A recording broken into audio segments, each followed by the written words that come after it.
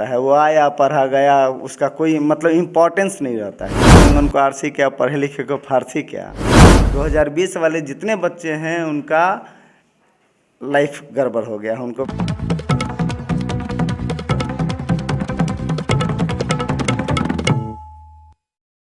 बिहार और अभी हम लोग का स्पेशल सेगमेंट चल रहा है एजुकेशन पे कि कोरोना काल के बाद एजुकेशन पे क्या प्रभाव पड़ा। अभी हम लोग छपरा में हैं और छपरा के विद्या मंदिर क्लासेज है और विद्या मंदिर क्लासेज के डायरेक्टर हमारे साथ बसंत सर हैं। इनसे जानेंगे कि क्या कुछ प्रभाव पड़ा है और बहुत सारी बातें होंगी। पहले तो आपका स्वागत है सर। नमस्कार। सोशल मीडिया एक विद्यार्थी के लिए कितना उपयोगी है? हमारे दृष्टिकोण से देखा जाए तो एक स्टूडेंट के लिए तो मतलब सोशल मीडिया 70% बच्चों को बर्बाद कर दे रहा है। तो कैसे बच्चे इमेच्योर, चूँकि ये टीन एजर्स जो होते हैं ना, 13 to 19 एज वाले, इन लोगों का दिमाग उतना विकसित होता नहीं है और विकसित नहीं होने के वजह से यह उसका सदुपयोग कम करते हैं और दुरुपयोग ज़्यादा करते हैं। और वहीं 19 के बाद वो खुद ब खुद समझने लगते हैं कि हाँ मुझे पढ़ना ही पड़ेगा तभी नौकरी होगा, तो उनके पास मोबाइल वो रहेगा भी तब भी वो नहीं छूते हैं। लेकिन 13 to 19 वाला जो एज है टीनेजर्स का, यह उम्र ख़राब है। इस उम्र में इनको मोबाइल तो मेरे दृष्टिकोण से नहीं मिलना चाहिए। ऐसे बच्चे को क्या संदेश? मतलब हमारा अपना अनुभव है कि जितने भी हमारे बैच के टॉपर बच्चे हुए हैं हमने उनको देखा है। अभी तो 2 बच्चों का नेवी में भी हो गया। मतलब उनको मैंने शुरू से ही देखा, 2 साल के करियर में 2 साल मैंने उनको पढ़ाया। उनको देखा कि वह लड़का छोटा मोबाइल ही लेकर आता था। बड़ा मोबाइल ऐसा नहीं था उसका बैकग्राउंड खराब था, बैकग्राउंड अच्छा था, लेकिन वह दिमाग से मैच्योर था। दिमाग से मैच्योर होने के चलते उसको हम देखते थे कि छोटा मोबाइल ही, बड़ा मोबाइल मतलब समझिए कि जनरेशन में यह मतलब क्या बोलें, जनरेशन को बैक कर रहा है, खासकर टीनेजर्स को। टीनेजर्स के बाद वाले बच्चे तो मतलब वो अपने समझ जाएंगे तो वो लाइन पर आ जाते हैं, लेकिन ये टीनेजर्स बच्चों को परेशान कर रहा है। आपके यहाँ किन विषयों की पढ़ाई होती है? मैं मैथ पढ़ाता हूँ। मेरा नाम बसंत रस्तोगी हुआ। सर, मैथ के विषय में बच्चे अधिक नंबर लाए हैं। ऐसे बिहारी जो बच्चे होते हैं मैथ में मेधावी होते ही हैं।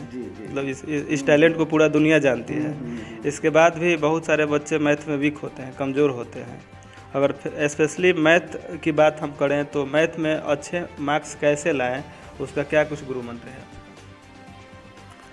पहले कोई भी चैप्टर यदि आप बना रहे हैं या थ्योरी स्टार्ट हुआ है तो थ्योरी के साथ साथ जब चैप्टर शुरू होता है उस समय आप पूरा एग्जाम्पल बना जाइए। पूरा एग्जाम्पल बना जाइएगा तो हमको लगता है कि 40 to 50% क्वेश्चन आपका ऑटोमेटिकली समझ में आने लगेगा। बाकी जो बचा वो आदमी टीचर हैंडल करेंगे, उसको डील करेंगे तो समझ में आएगा।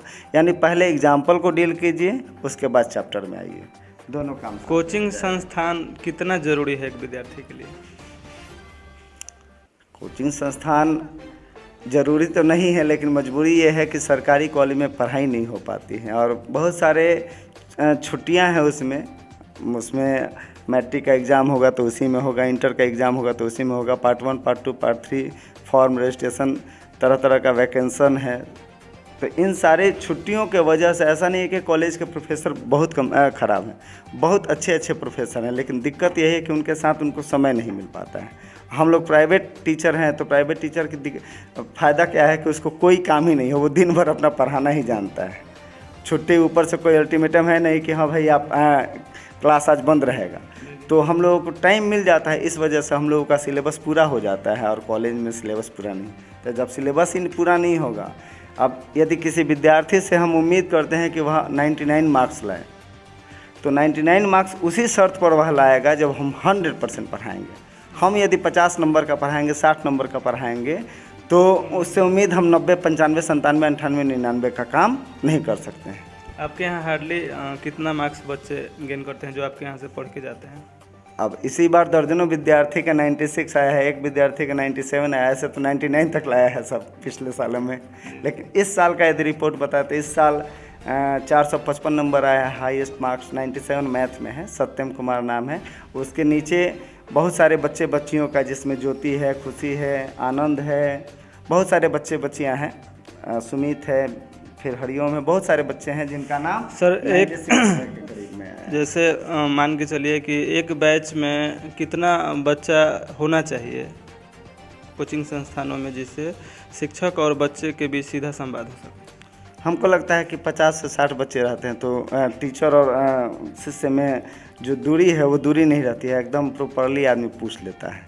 ज़्यादा बच्चे होने की स्थिति में होता क्या है कि वो भेड़ चाल हो जाता है, वो आया पढ़ा गया, उसका कोई मतलब इम्पोर्टेंस नहीं रहता है। तो कुछ पूछना भी है तो वो चाह कर भी नहीं पूछेगा, और मान लीजिए कि बीमारी है तो एक दिन दवा खा लेने से नहीं ना होगा, वो कंटिन्यू उसका डोज लेना पड़ेगा। तो साल भर पढ़ना है तो साल भर आपको ऐसा शिक्षक तो ज़रूर चाहिए जो आपकी समस्या को सुन पाए। तो वैसे शिक्षक का ज़रूर चयन करें जहाँ पर इस रेंज का टीचर मतलब हो स्टूडेंट, और पुराना टीचर हो। पुराना टीचर होगा तो आपका काम आसान हो जाएगा। कमज़ोर तबके के विद्यार्थी आते हैं जिनका आर्थिक स्थिति ठीक नहीं है, लेकिन पढ़ने में मजबूत है, पढ़ने में काफ़ी तेज़ है, लेकिन वो अभी के दौर में कोचिंग संस्थानों की मोटी फ़ी है, मतलब फ़ी के रूप में आपके यहाँ अगर कोई बच्चा, गरीब बच्चा आता है जिसकी आर्थिक स्थिति ठीक नहीं है, तो आपके यहाँ से क्या कुछ रिबेट मिलेगा उस गरीब बच्चे को? अब एक कहावत है, आंगन को आरसी क्या, पढ़े लिखे को फारसी क्या।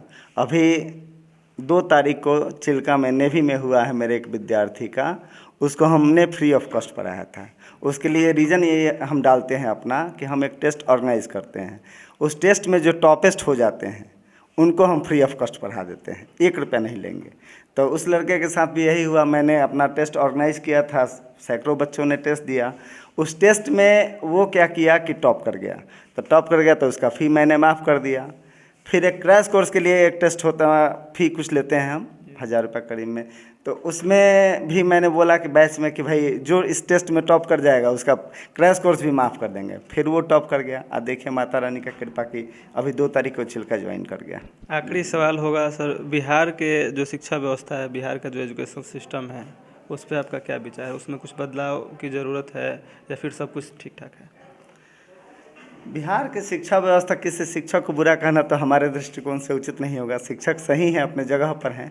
थोड़ा सा यही है कि सरकार तरह तरह का काम दे देती है। अब जनगणना है तो सरकारें मास्टरें साहब करेंगे, पोलियो का टीकाकरण करना है तो यही करेंगे, काउंटिंग करना है तो यही करेंगे। तो इस तरह की समस्याओं की वजह से शिक्षक समय नहीं दे पाते हैं विद्यार्थियों पर। शिक्षक तो अपनी जगह पर सही ही होते हैं। शिक्षक कभी थोड़े चाहता है कि उसका विद्यार्थी कभी खराब बने, वो हमेशा चाहता है कि उससे कहीं ज़्यादा उसका विद्यार्थी जाए, आगे बढ़े। ग्रामीण और सुदूर इलाके से आने वाले बच्चे अगर विद्या मंदिर क्लासेज में आना चाहें तो वो विद्या मंदिर क्लासेज में कैसे पहुंच जाएंगे? उनको क्या ढूंढना होगा, किस लोकेशन पे आएंगे? गूगल पर भी सर्च कर सकते हैं, बसंत रस्तोगी मैथ क्लासेज, वैसे भी आ जाएंगे गूगल पर यदि देखना चाहेंगे। बस स्टैंड और रेलवे, भगवान बाजार छपरा जंक्शन से मात्र 5 मिनट का रास्ता है। काशी बाजार, बजरंग नगर, छपरा। हाँ जी, बजरंग नगर मोहल्ले में लड़के बता देंगे बसंत रस्तोगी सर का मकान कहाँ है। बहुत बहुत धन्यवाद सर। तो अभी आप देख रहे थे स्पेशल जो हम लोग का सेगमेंट चल रहा है, एजुकेशन में क्या कुछ प्रभाव पड़ा है कोरोना संक्रमण काल के बाद। इसी तरह का आगे भी अपडेट देते रहेंगे। तब तक के लिए धन्यवाद। बने रहने के लिए बेल आइकन दबाना ना भूलें, लाइक और सब्सक्राइब करना ना